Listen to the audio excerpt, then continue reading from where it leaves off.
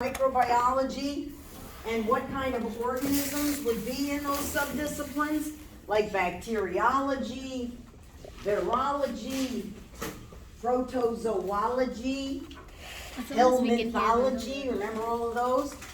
The two trickiest ones, for some reason, are phycology and mycology.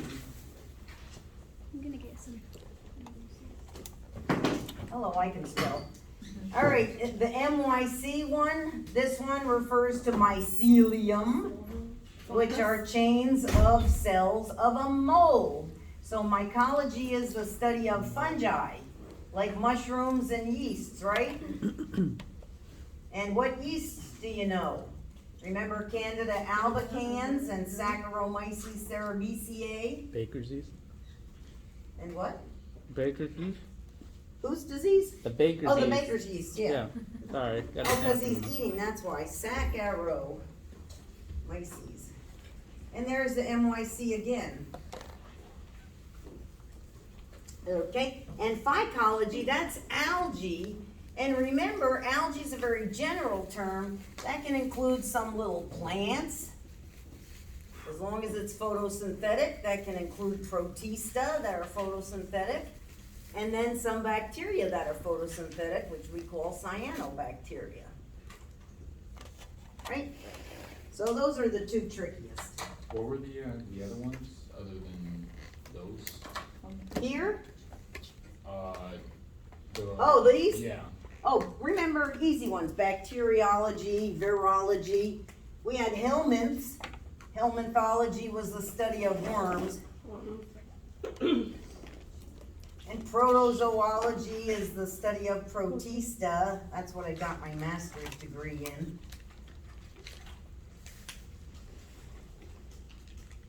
Which was kind of weird because I worked with bacterial toxins. So I kind of did some of that too. All right. Can you name some molds? Like fungi, molds? Like, remember, we get penicillin from penicillium. That's a common mold. Aspergillus is another common mold. And don't expect you to remember, but some of you might remember Rhizopus is another common mold. So these are probably around us every day, different species of these three genus of molds. Okay. Also want you to remember some bacteria that may sound the same but be a little unusual. Okay. First of all, we've got phylum, Proteobacteria. So here you have a lot of gram-negative bacteria. Then you have your phylum Firmicutes. And this is a lot of gram-positive bacteria. Also, Mycoplasma, which has no wall, which is very weird. And Mycobacterium, which has an acid-fast cell wall. Remember, Mycobacterium causes leprosy and tuberculosis. But this one has an acid-fast cell wall, which means it has the mycolic acid waxes in it.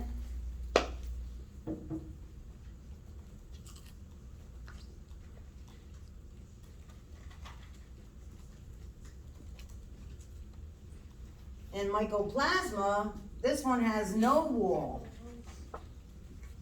And it can cause walking pneumonia, right? It's Mycoplasma atypical because you're up and walking around.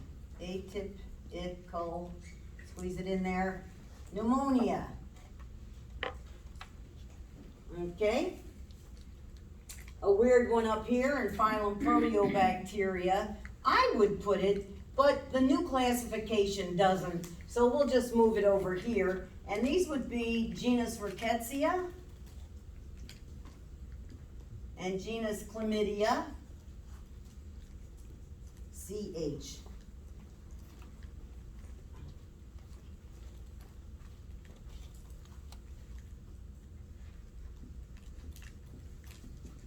And these two are bacteria with a thin reduced cell wall because they're obligate intracellular parasites,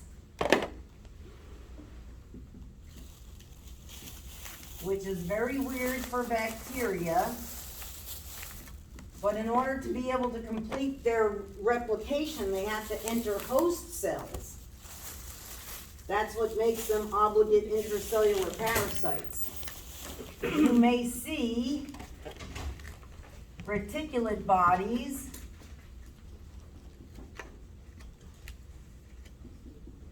and elementary bodies if you're looking at the infected tissue. Elementary.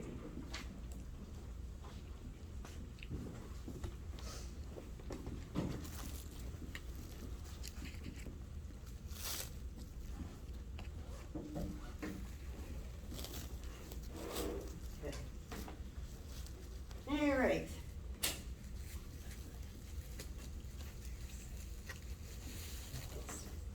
Who's our gram-negative bacteria? Well, there's a whole bunch of them. One big group is the family Enterobacteriaceae.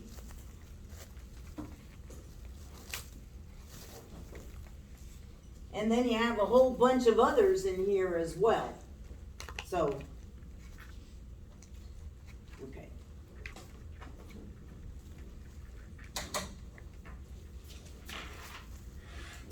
All right, so you got your bacteria down. It sounds like you're not blown away by that, so that's good. Okay, when we talk about pathogens, whether it's a virus or a bacterium, a pathogen can cause disease. So pathogenicity refers to a microbe's ability to cause disease. But virulence refers to how bad the disease symptoms and signs are.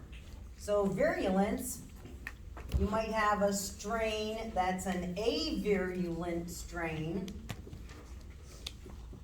and those are mild or no symptoms. That's why it has A, means without symptoms. If it's a particularly virulent strain, it may have virulence factors, which is determined by a gene.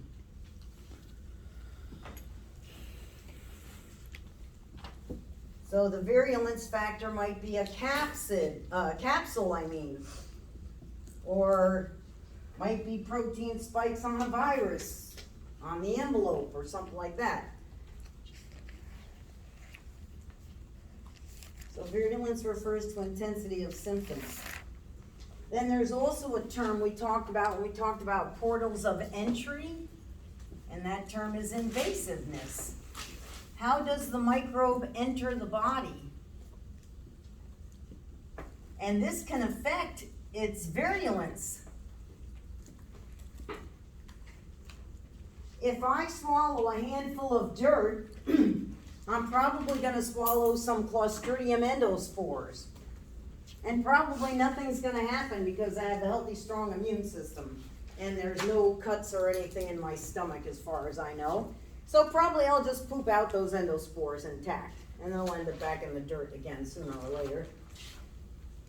However, if I have a puncture wound because I stepped on a nail, and the endospores enter the puncture wound, then that might just be the right environment for them to germinate and grow and spread throughout my body and kill me. So how the microbe enters your body may determine whether or not it will cause disease. And it may determine the types of symptoms that you have. Like with anthrax, there are 3 forms of anthrax. If you get the bacterial endospores in your skin in a flesh wound, you'll get the skin form. If you inhale the endospores because you're shearing wool, you could get the lung form. If you swallow endospores, and you're for some reason susceptible in your digestive tract, you could get the digestive form of anthrax. There's also a digestive form of gangrene. So depending on how these endospores or pathogens enter your body, they may or may not be able to manifest as disease, and it may actually produce different symptoms depending on how it entered your body. Okay, that's what invasiveness is about. What's cytopathic effect? Right, cell sickness. So when cells don't look well, they're demonstrating cytopathic effect. And it's something that we look for in the lab.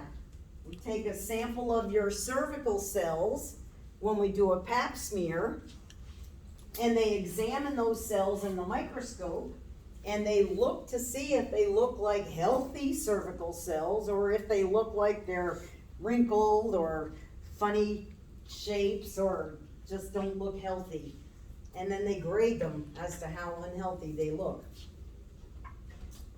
Okay, remember Dr. Koch? And he was doing Koch's postulates, but his big problem was he was working in liquid nutrient broth medium, and he wanted to be able to isolate different kinds of bacteria from a mixed sample. In order to be able to do that, he had to use solid nutrient agar. The purpose of the solid nutrient agar is to give him a surface area on which to spread the cells apart from his mixed culture so that colony forming units land in different areas on the plate and each one grows into an isolated colony. And the reason he wanted to isolate the colonies was so he could pick each one individually and make a pure culture. Right, so Dr. Koch used solid nutrient agar so he could isolate a pure culture. And when we looked at these scientific experiments from the past, it helped determine what we expect nowadays. We only consider an experiment valid nowadays if there's a control. And the control group is your baseline, your standard for comparison. That's the group you don't do anything to. And then your experimental group, you manipulate by changing some variable. Maybe it's temperature, right? Then you see if changing that variable had an effect on the experimental group as compared to the control group who you did nothing to, right? So if your control group changes also, whoop, something's up. So your control group can tell you when things have gone wrong. It's your baseline, it's your standard for comparison. It can also tell you what happened when things go right. So it's important that you have a control for a scientific experiment. Okay, remember shapes and arrangements of bacteria? There are cocci cells, which are round. There are bacillus cells, which are rod-shaped. There's vibrio, which are curved rods. There's spirillums, which are spiral-shaped with external flagella. And there are spirochetes with an internal axial filament. Who's your spirochetes? Syphilis and Lyme disease. You ready? What if you have a chain? That's a strepto. You may have a streptococcus. You may have a streptobacillus. What is a staphylo? A staphylo is a cluster. You might have a cluster of cocci, staphylococcus, but there's no such thing as a staphylobacillus. That would be a train wreck. So streptococcus, staphylococcus, those are genus names. So you're going to write them with a capital letter, and you're going to underline the genus name. If you have a species name, You're also going to write that with a small c, and underline that word or use italics instead of underline. So this is your genus name, this is your species name. Alrighty. Okay. Remember, we did some staining in lab. A basic stain had a positive charge. It was used for a direct stain, which is a simple stain because only one stain is involved. And your basic stains were crystal violet and methylene blue. And then there's a green one we call brilliant green, and a red one we call saffronin. Those are your basic dyes. The negative stains or negative dyes have a negative charge, and those were black or red.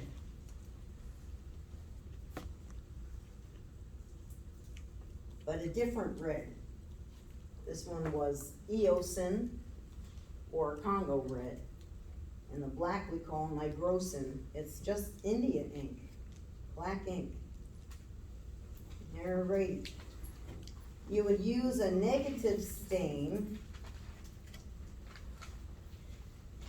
an acidic dye, with the negative stain. And in a negative stain, the background gets stained and the cells stay clear. But the advantage of the negative stain was you don't have to heat fix, so there's no distortion of cells. We use dyes in other things. Like remember your eosin methylene blue agar? It has eosin, the red acidic dye, and methylene blue, the blue positive basic dye, and it comes out dark purple. So we do use dyes in some of the agars. Okay? Remember, we talked about metabolism. And metabolism we broke up into catabolism, which is how we extract energy from our food in a process called cellular respiration. If we do cellular respiration aerobically, we get 38 ATP per molecule of glucose for bacteria. They knock it down to 36 for humans. If you're an anaerobe like Clostridium, you're gonna have to do a different kind of catabolism because you can't use oxygen.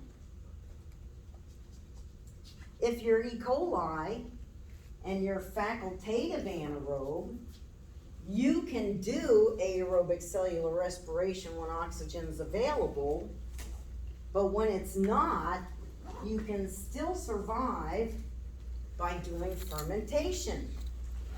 But you're only gonna get 2 ATP per molecule of glucose.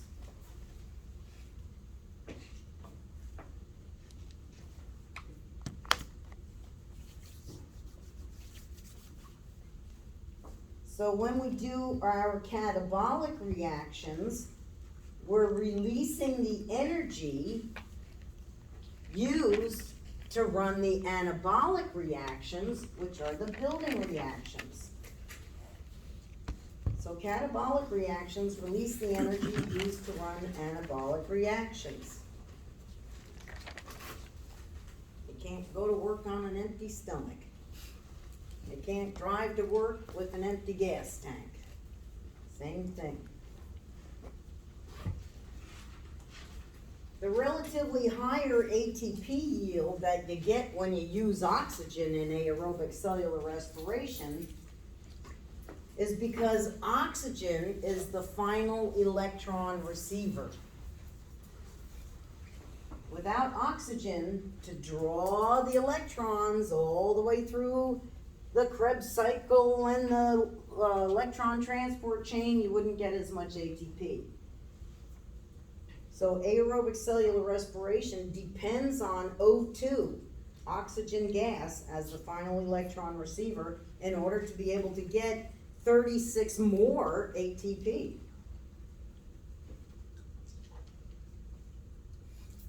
Okay? In lab, we did titer. Remember, T equals N times D times P. Well, D and P are already determined for you depending on how much you plated and how much you diluted. The one thing that you need to figure out is what is N. And you're going to figure out what N is by doing a direct count of either colonies or phage plaques on your Petri plates. So when you calculate titer, you actually have to do a direct count to get N, and that's a viable plate count. That's what we call a viable plate count. We're counting stuff that's alive on our Petri plate.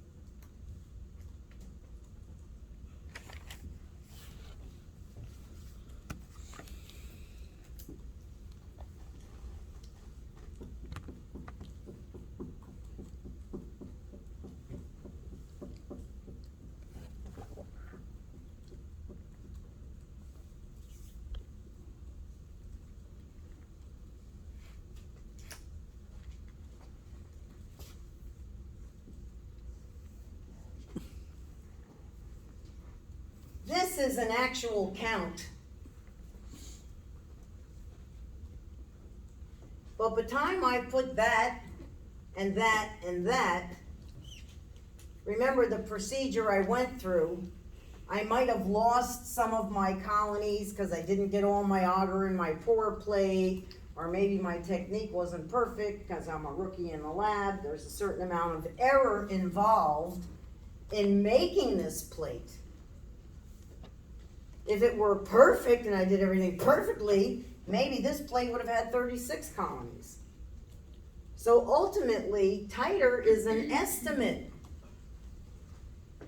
It's a good estimate, a calculated estimate.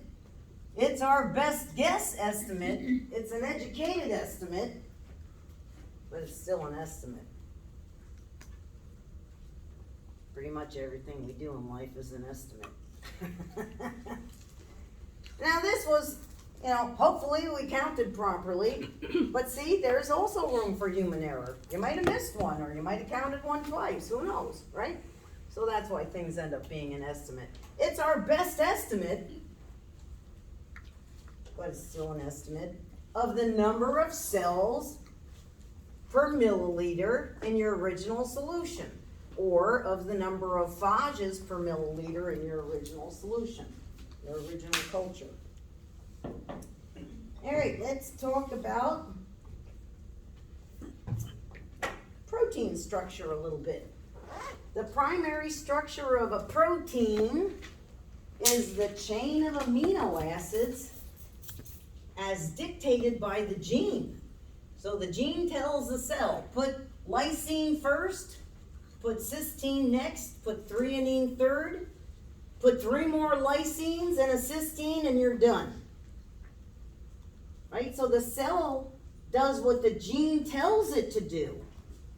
It assembles a chain of amino acids in a particular order or sequence. If that sequence is changed in any way, we change the order of the amino acids, or we change any particular amino acid by mutation, that's going to change the primary structure And that's gonna change the way that the chain of amino acids twists and bends and folds upon itself. That's gonna change the shape, and that's gonna change the function.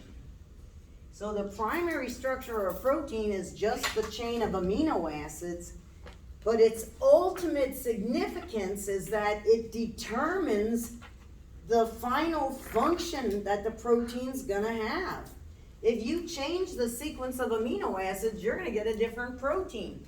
So every different primary structure results in a different protein. Alrighty, and secondary structure proteins are functional. The primary structure is not functional until it has a shape. The first level of shape it can achieve is secondary structure, which is a helical coil called an alpha helix, or beta pleated sheets, which is like a folded fan, which is essentially an ironed coil. Tertiary structure is your enzymes. Proteins in tertiary structure are enzymes. They're compact. Lots of bonds, wadding them up really tightly together with lots of active sites to bind with substrate. And every different shape of an enzyme has different shape active sites, will bond with different substrates and run different reactions. Alrighty, quaternary structure of a protein. That's when actually there's more than one protein bonded together. Like hemoglobin is 4 proteins around an iron molecule. Antibodies are 4 different proteins bonded together in a specific shape to fit a specific antigen. And that antigen-antibody complex is how we fight foreign invaders. Alrighty. What's a codon? Codon in our genetic code is 3 letters. It's a 3-letter long word. The letters are nitrogenous bases, A, C, T, and G. And the codon is 3 letters that codes for 1 amino acid. When you put a chain of amino acids together, you have a polypeptide. A polypeptide is a chain of peptides, which ultimately means protein. I think I lost my cap somewhere. Typical. Funny like that. All right. All right, how about some structures? Remember when we talked about kingdom Protista, I divided them up into 2 general groups, the photosynthetic Protista, which we call algae, and the heterotrophic Protista. And of the heterotrophic Protista, we further classified them by how they move.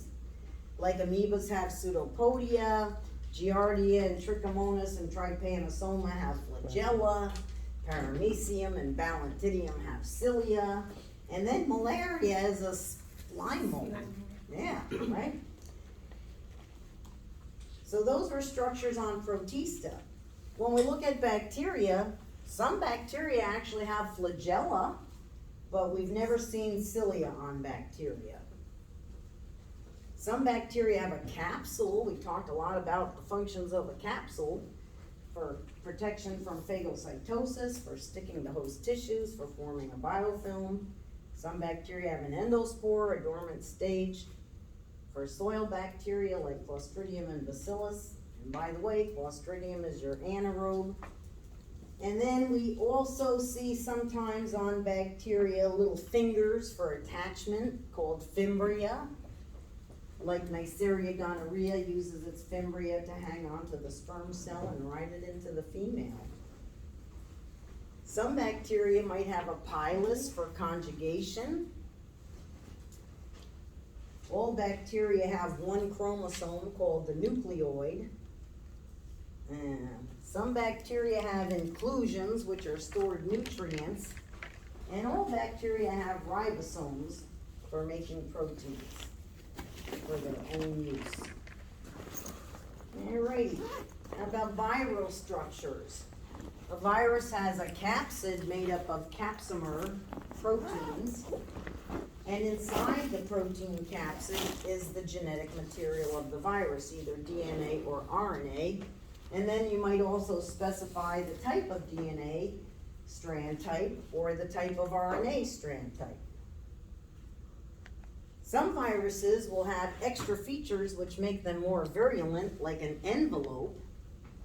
And an envelope is made up of the same material as an animal cell's plasma membrane. So when you see a virus with an envelope, you know it's going to infect an animal cell by envelope fusion or membrane fusion. That's what the envelope is for. It assists them in entering our animal cells. Some envelopes even have protein spikes that facilitate receptor recognition. Because remember, viruses are very host specific. The appropriate kind of host cell has receptors on its surface for the appropriate kind of virus. They have to match up like lock and key. Some viruses also have an extra inner protein core, and some viruses carry extra enzymes.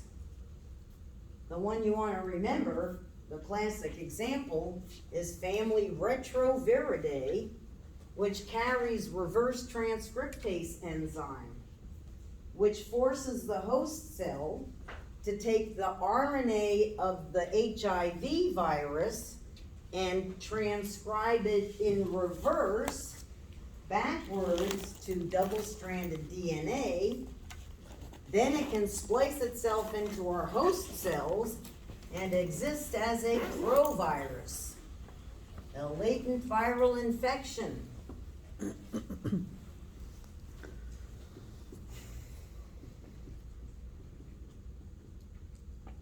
Okay, there's two families we really want to focus on for the latent viral infection.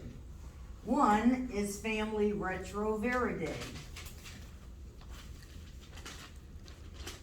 This is HIV, the virus, which causes AIDS, the disease.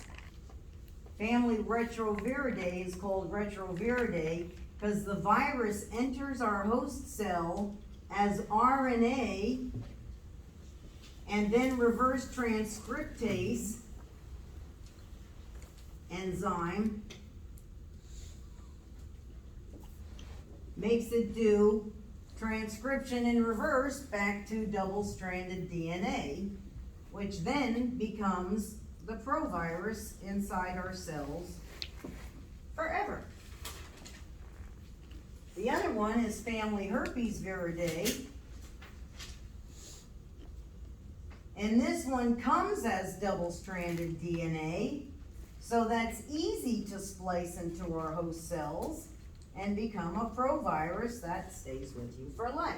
Oh, here's my cap. It went over here.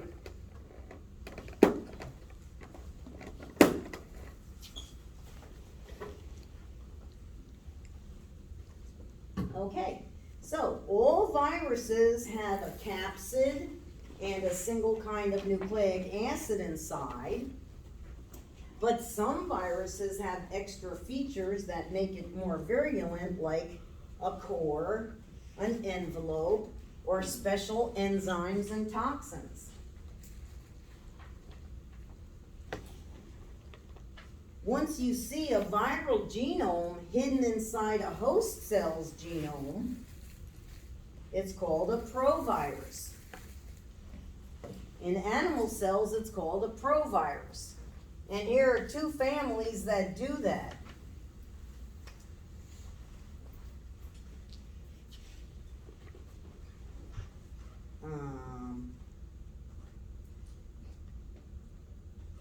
Yeah, I forgot what I was going to say. say about that? Oh, well, okay. Oh, yeah. Remember, when we look at bacteria, some bacteria end up having a prophage inside, right? So that's the same as a provirus, only this is caused by a bacteriophage.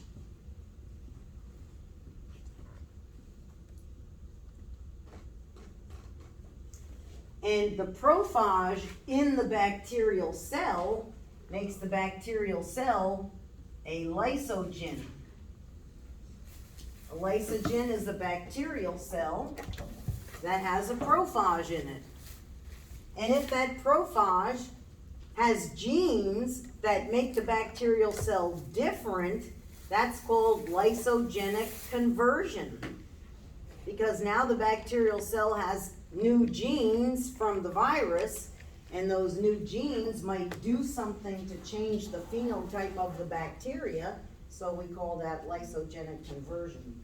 And the new lysogenic convert, we would call that a recombinant, because he's changed genetically.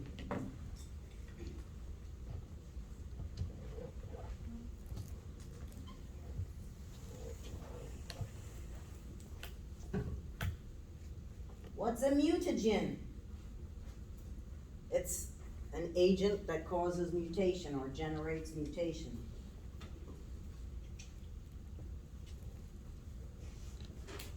What's an endogenous infection? That's an infection that comes from within the patient. So the patient maybe has a fistula, a perforation, and it's leaking fecal material into the bladder. And that's why the patient keeps getting bladder infections. That's an endogenous infection coming from the patient's own body, patient's own floor. Exogenous would be, well, the doctor left the scalpel in the patient. Oh my God. You know, or maybe the nurse infected the patient when she inserted a catheter. That would be exogenous. So those are two types of nosocomial infections.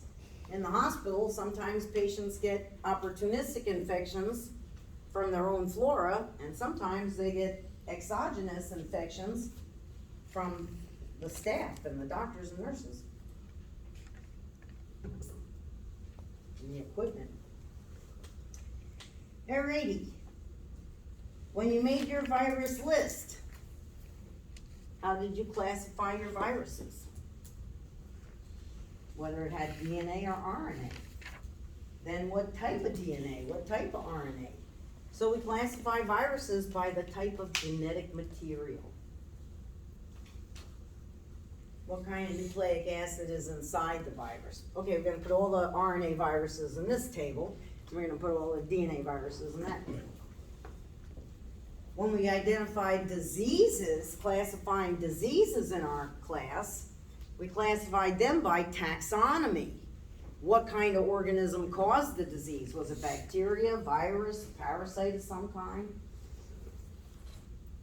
You ready?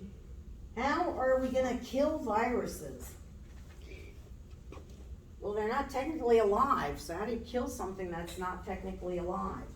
So when they say they killed the virus, they mean they deactivated it. One way to deactivate viruses for using vaccines is to weaken them. And the term for that is attenuation. But there are other ways that work in some vaccines where we can deactivate the virus so it's completely deactivated, not just weakened. But freezing ain't gonna do it. Freezing will not kill a virus. Freezing doesn't even kill most bacteria and a lot of parasites either. Just when the meat's thawed out, they can still cause disease. So freezing doesn't kill a lot of stuff. It will slow it down, it will prevent it from multiplying, but if you take it out of the freezer and you let it sit out in the hot sun for a while, they're gonna warm up, start multiplying, and cause disease again. We actually store viruses in freezers, like at Centers for Disease Control and other research facilities. They save the flu virus every year. For I don't even know how many years they've been saving flu virus. Because they want to study how it mutates over time so they can predict how it's going to mutate for the upcoming years. And they actually take the flu virus from this year and they experimentally infect pigs. And then they wait until the virus goes through the pigs and harvest it at the end and see how it's changed. And that's how they predict how the flu virus is going to mutate for next year, and they base the vaccine on that. But sometimes it doesn't mutate the way we predicted in pigs, and our vaccine isn't quite right. So some years the vaccine is actually better than other years. All depends on how we predict and how it mutates. But either way, at least we have a vaccine. It's going to, even if you catch the virus and it's a little different and it makes you sick, you're not going to get as sick. So even if the vaccine's not 100% perfectly planned, it's still worth it to get it because it will give you a good general coverage, even if it doesn't get a specific kind. It will help your immune system. You'll already be ready to fight it. You won't have to go through that 2-week period where your immune system is trying to catch up. And that 2 weeks for a weakened patient can be a lot. Or it could be a time when you're contagious and spreading it to other people. So this is why when it's flu season, you see everybody advertising on the radio and on TV, get your flu shot, get your flu shot, get your flu shot. I even see signs on the corner of the road, get your flu shot. Because they want as many people to be vaccinated as possible so that the few people that can't get vaccinated will benefit from herd immunity. And that's a challenge we're having with the COVID vaccine. I guess there's still people who are reluctant to get vaccinated, and right now, if you even cough, they look at you like a criminal. So, you know, for your own social interaction, I would recommend you get vaccinated. But everybody has different reasons for what they do, so if the most people can get vaccinated, that'll protect the few that can't. Alrighty, what else we got? How are we gonna culture viruses in order to be able to study them? Well, we can't use plain nutrient agar, they need living cells. So we're gonna have to give them tissue culture, which is actually a cell culture, live animal, maybe an embryonated egg. But with bacteriophages, I can grow them in bacteria, and I can grow the bacteria in the nutrient agar. So while I can't grow viruses in the lab, unless I have living cells of the right kind, it's a lot easier to work with bacteria and the appropriate bacteriophages in the lab. And because they infect bacteria and not us, it's a lot safer, right? I don't have to worry about them infecting me. Alrighty, how about a virus? How's it gonna attach to a host cell? Stupid host cell has receptor proteins on its surface that match the virus. So if you're sitting at the bar and that scumbag down there on the end offers to buy you a drink, you say no. Don't let it attach. Don't put out your receptors. Leave it. Get some interferon. Cover up your receptors. Button up that top button. You don't want him coming over here.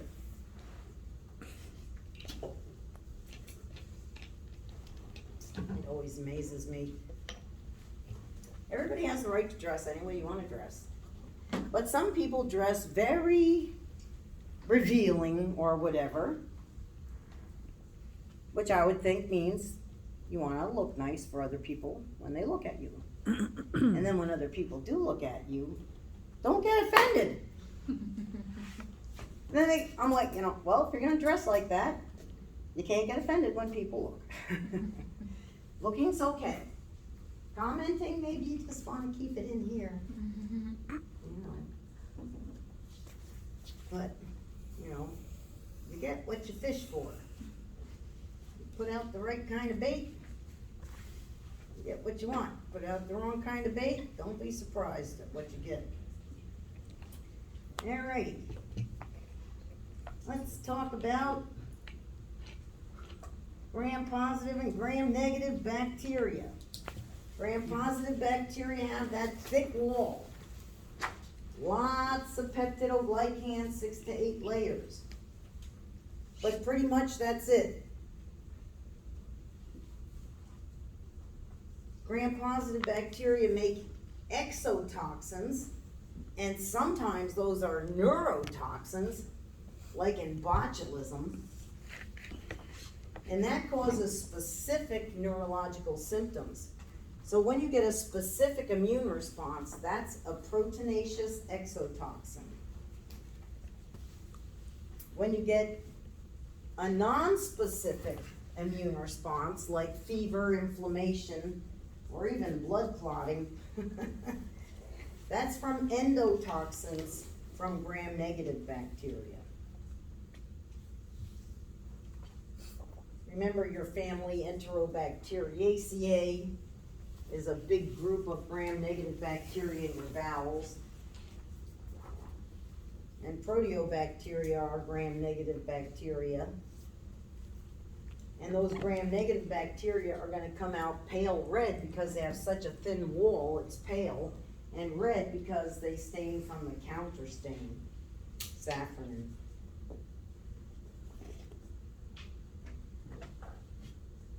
On the other hand, your gram-positive bacteria are gonna come out purple from the gram stain. That's because that thick wall of peptidoglycan retains the crystal violet.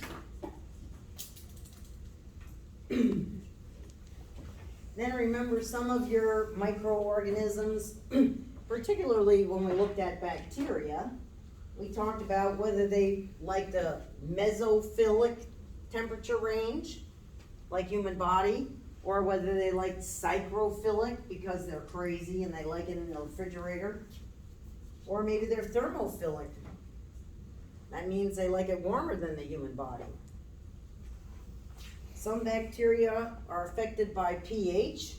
You've got your neutrophiles, your acidophiles, and alkalinophiles. And then some of them had peculiar little preferences, like halophiles, like salt. So I think of a salty angel, because angels have a halophile like salt. So I think of a salty angel. Let's see. Let's go back to metabolism for a second. Aerobic cellular respiration. E. coli digests glucose and lactose. Aerobically, it can digest glucose. Anaerobically, it can digest lactose in your stomach.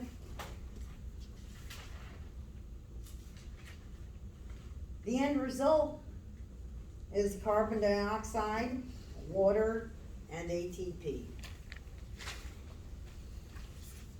You break down your products aerobically, you got nothing left.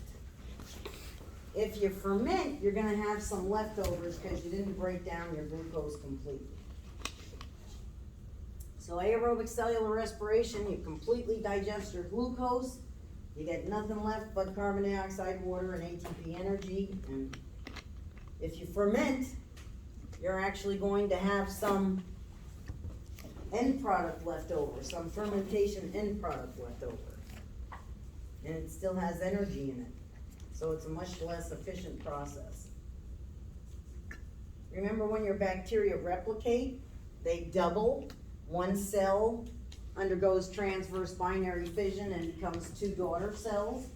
And those 2 become 4, and 4 become 8, and 16, and 32, and 64, and so on, and so on, and so on. That's 2 to the n. 2 to the first power, 2 to the second power, 2 to the third power, 3 to the fourth. So it's called logarithmic or exponential growth.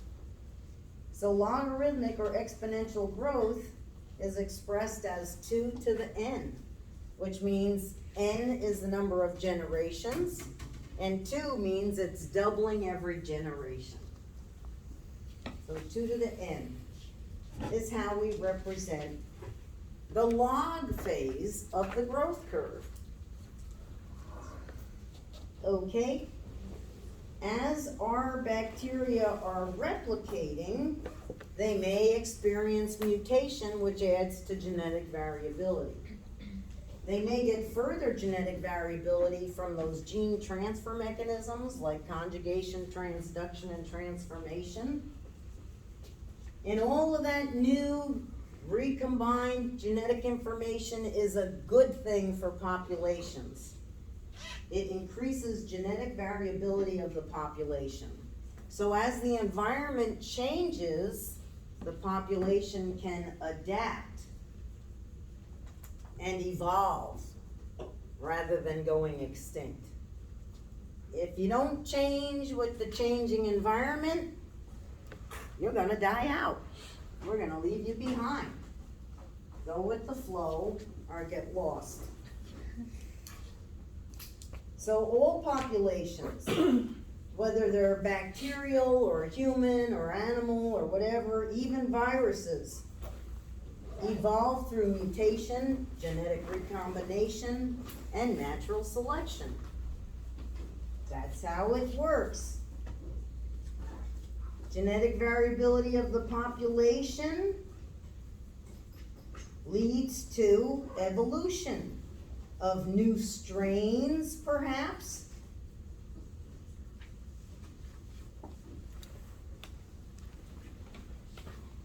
Let's talk about our microscope. So when we calculate total magnification of our microscope, we have to multiply the ocular lens magnification, which is always 10x, by the objective lens magnification, which changes depending on which lens you're using.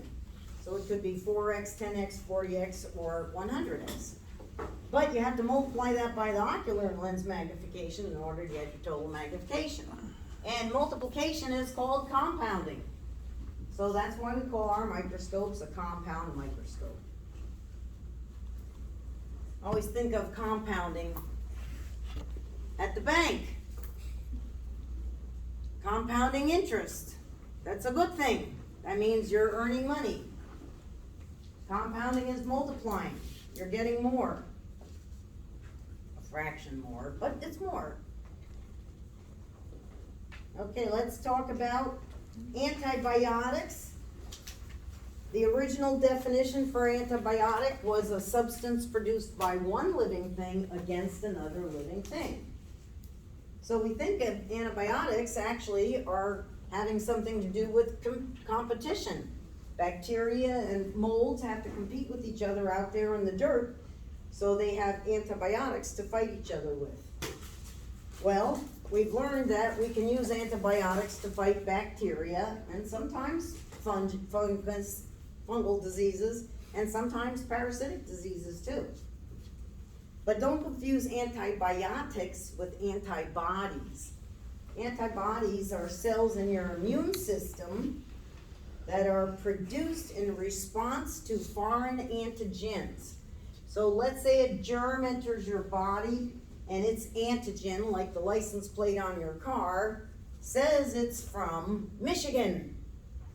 I'm a Florida body, I don't want any Michigan outsiders in here. So my immune system is going to make an antibody against that antigen, bind to it, and mark it for destruction. So antibodies can be produced to combat foreign antigens on foreign invaders, such as bacteria, or viruses, or even proteinaceous exotoxins.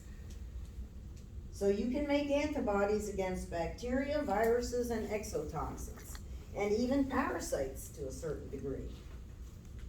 And if we can make antibodies, we can probably make a vaccine. Now, parasites are a little trickier to make vaccines for, but there are some vaccines for some parasites, like even malaria. There are immunizations. It's not a shot in the arm, it's an oral immunization you have to take. But if you ever do go to a country where they recommend you take the malaria medication, just read up on it before you make your decision. Okay? Because there's a slight chance you could actually get malaria from it. And you're not gonna feel good when you take it. And it's all preventative poison you're putting in your blood so that if you do get bitten by a malaria mosquito, it will kill it. So it's kind of like the flea and heartworm medication you give your pet every month. And it circulates through your bloodstream while you're exposed to malaria. But you're gonna feel it. It won't be a pleasant experience at first. So just read up on it before you decide to take the malaria medication. It's not actually a vaccine. Okay. So if you can make an antibody, we can probably make a vaccine. So we can make vaccines to protect against viruses like COVID and flu, bacteria, like tetanus, and toxins like diphtheria toxin, tetanus toxin. And bacteria, like what bacterial vaccines do we have? Hib vaccine is bacterial, for example. So vaccines can be made against viruses, bacteria, and exotoxins. Now, do you know your normal flora from your transient flora? Remember on the lab practical, our squamous cells from our cheek are our own body cells. But the germs that live among our body cells, in and on our bodies, are our normal flora. They help us keep healthy by outcompeting foreign invaders, which would be our transient flora. Transient flora might get on you, might colonize you, might even grow to infection, but then you get rid of it. It was just transient. Maybe a transient infection is something that you get on your hands, and by the end of work, you wash them off. So they were only on you for a little while, they didn't even get a chance to colonize you and cause disease. So that's the simple difference between transient and normal flora. And vectors, you already know, are organisms that transmit disease, like mosquitoes and arthropods and raccoons maybe. An organism that transmits disease is a vector. Okie dokie. Talked about that one. And we talked about that one. And we talked about that one. Okay, we talked about that one. So remember, family herpes viridae has double-stranded DNA. That's why it can form a provirus. Retroviridae has RNA and reverse transcriptase. It actually has 2 copies of single-stranded positive sense RNA. So let's put that in here. So you need to know the type of genetic material for the 2 proviruses, okay? How about mutations?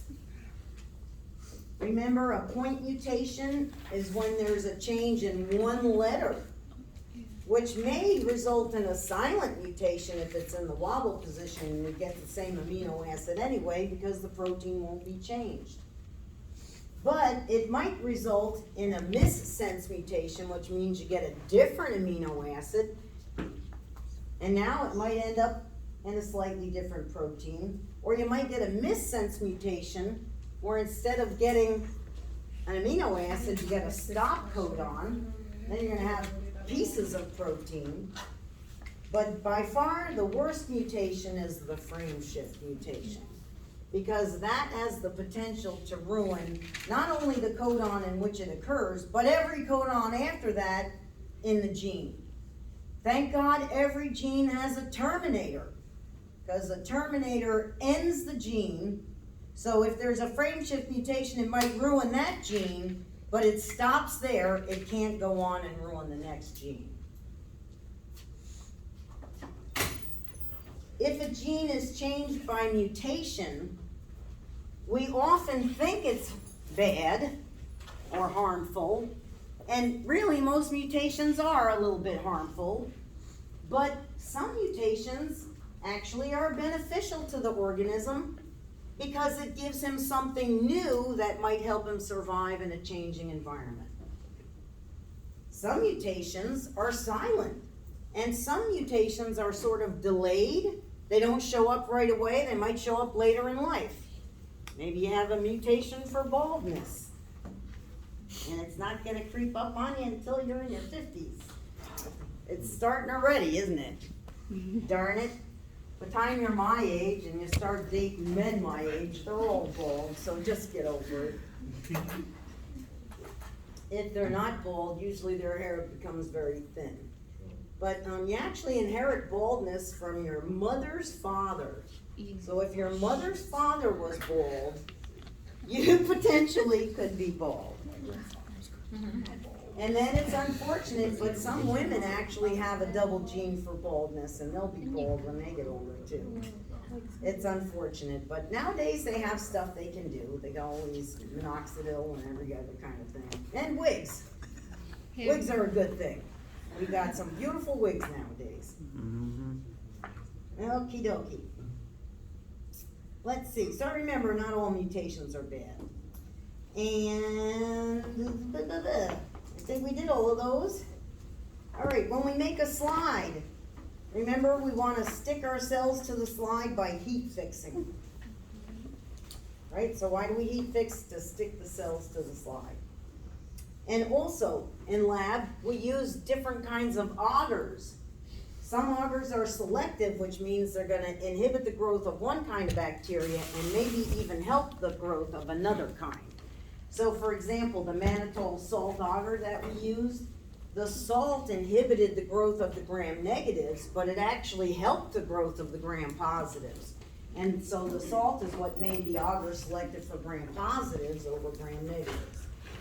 Your differential augers are usually selective, but then also have something to cause a color change. So if you're looking at agar with a color, it's probably differential. And remember, blood agar is an enrichment agar because it's enriched with blood, and some organisms need that.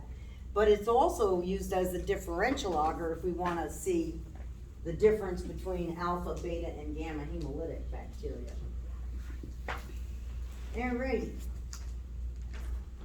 What did we do in the lab to identify E. coli? Well, we looked at different characteristics it would have, which ultimately means different genes it would have. So we looked at genes for fermenting lactose on McConkey agar. We looked at genes for fermenting other sugars and amino acids in that API 20E panel that we did, right? And we also did the most basic thing in identification, which is looking at the colonial morphology of the colonies on the Petri plate and the cellular morphology of the cells in our microscope. So we did all of the above to identify E. coli. And then everybody remembers genus and species, so Escherichia would be the genus name, and coli would be the species name, right? If you can't get that correct on your final exam, I'm going to be so bummed out. Escherichia coli.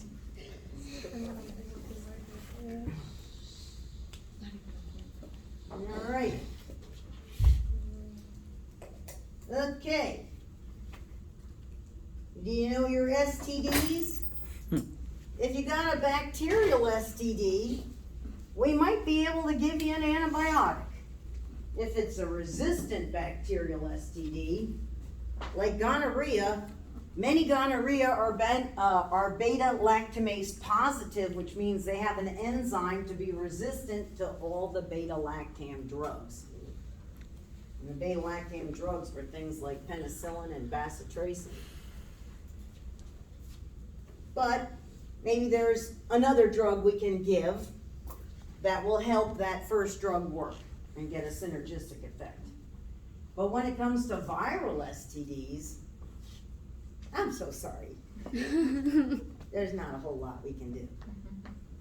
Antibiotics aren't gonna help you with a virus. Viruses pretty much have to run their course.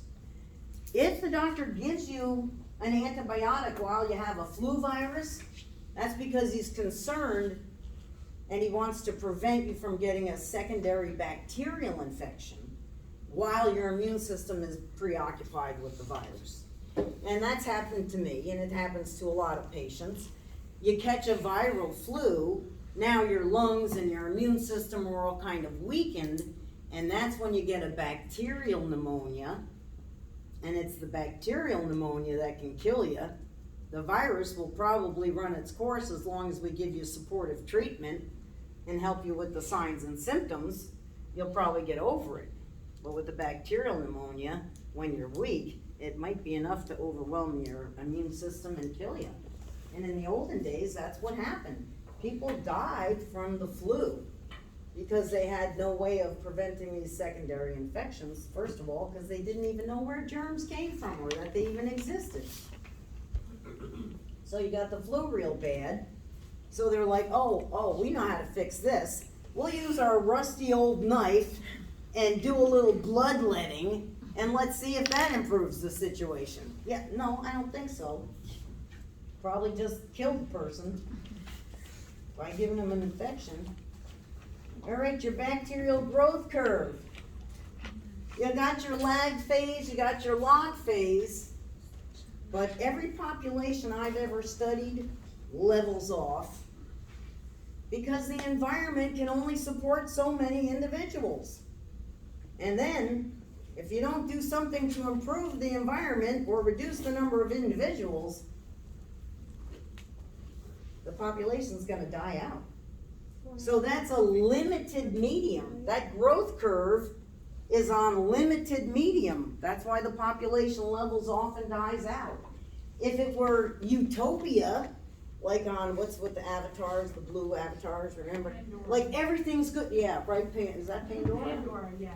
Everything's good forever and ever and ever and ever. Yeah, that's not reality. That's why they make movies. So that you temporarily delude yourself into thinking that things are gonna be good forever and ever and ever. But as soon as you walk out of the movie theater, you realize they're not because somebody smashed into your car in the parking lot and didn't even leave a note.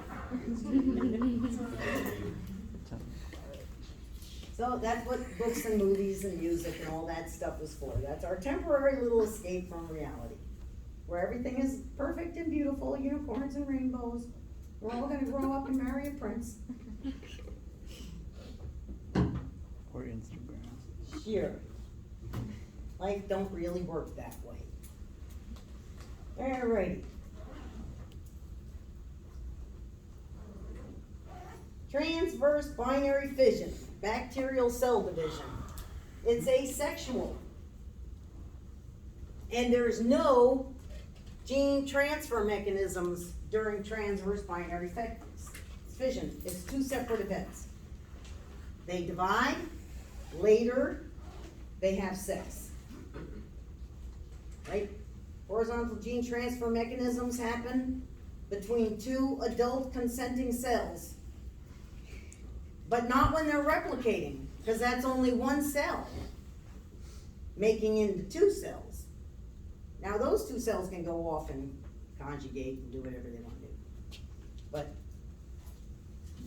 all right, and what's happening in transverse binary fission? The parent cell elongates, copies its nucleoid, splits in half down the middle, you got two daughter cells. Maybe mutation could happen, but there's no conjugation or transduction or transformation at that time.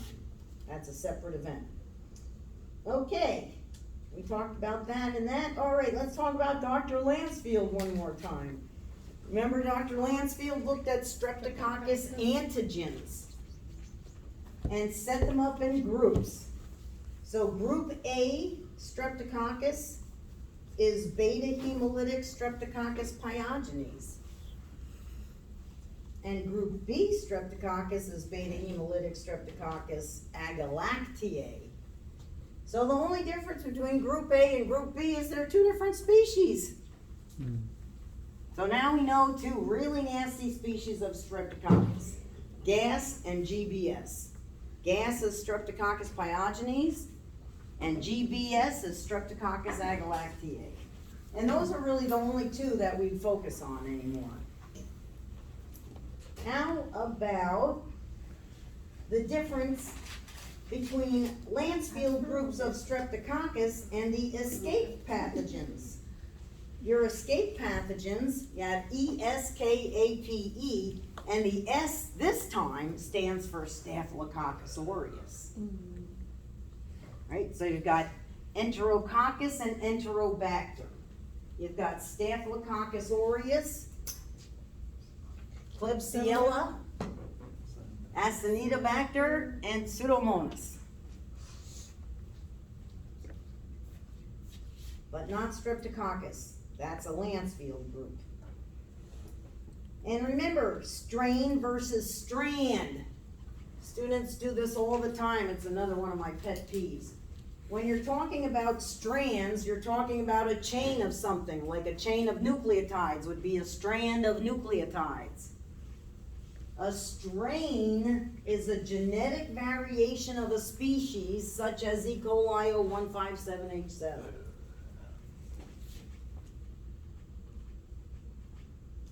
And if they say it's a serovar, that's the same thing as a strain, because a serovar refers to your blood serum. So here's the blood serum, and here's the variety. So it's a variety of an antigen in your bloodstream. So it means it's a new strain in your bloodstream, a new variety. So a strain is a genetic variety of a species. And usually they designate strains by giving letters or numbers afterward. Because some strains are very virulent, whereas other strains might be avirulent. So sometimes it's important that we determine what strain of a certain species you got.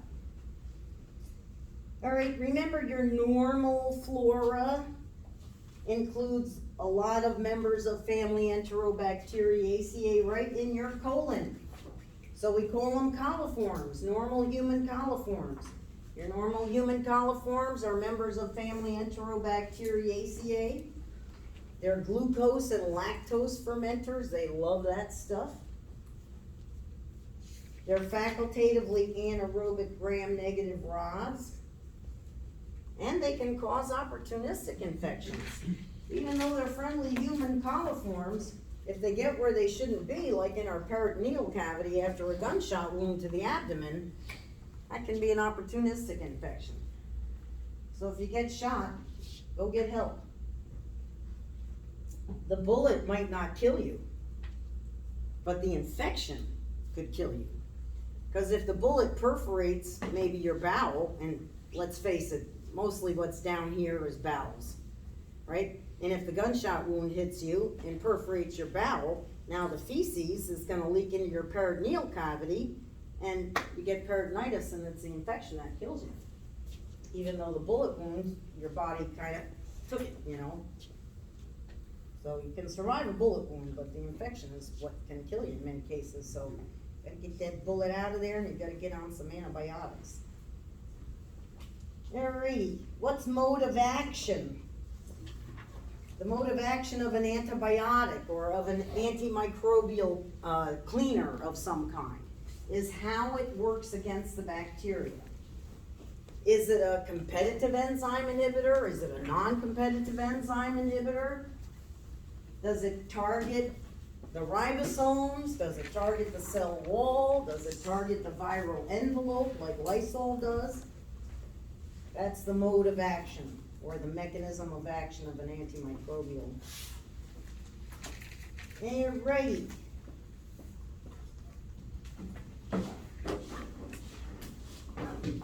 Let's talk about the central dogma of genetics. The central dogma of genetics is protein synthesis.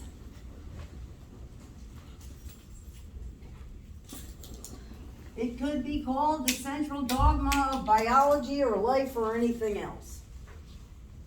This is protein synthesis, which results from gene expression. So your book calls it gene expression. If the gene is expressed, that means it opens up and will undergo transcription. And if it undergoes transcription to RNA, then that RNA will leave the nucleoid, go out to the cytoplasm, and be translated into a chain of amino acids, which then, once it's free of the ribosome, will twist, bend, and fold upon itself, assume a particular shape and a particular function. So the central dogma is that DNA undergoes transcription to RNA, right? And there's three kinds. There's mRNA, rRNA, and tRNA. But it's easiest to think of this one as the mRNA, because that's going to carry the message out to the cytoplasm and land on a ribosome, where it's going to be translated into a chain of amino acids, which is called a polypeptide. And those amino acids are going to interact with each other and bond together and become a functional protein.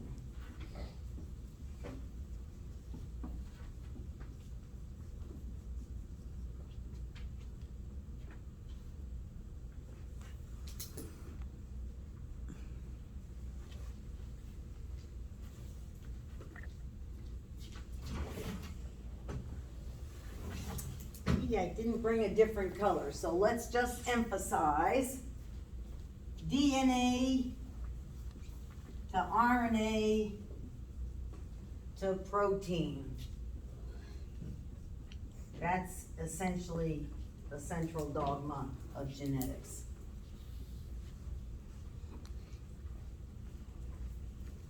Yep, we're late, but I finished every question. Okay? Now sometimes you'll get a question that's very